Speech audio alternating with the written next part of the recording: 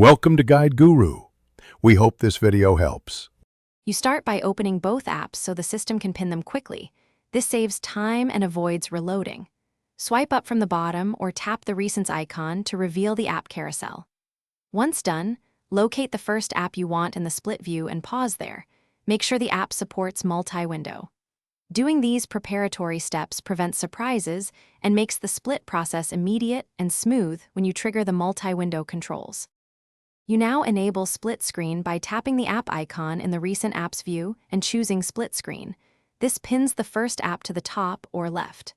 Next, select the second app from the carousel or launch it from home.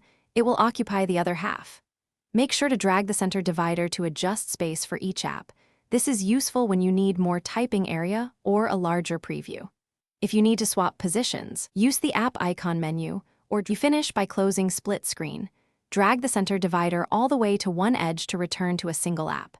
If an app refuses to open in split screen, force close and reopen it, then retry the sequence.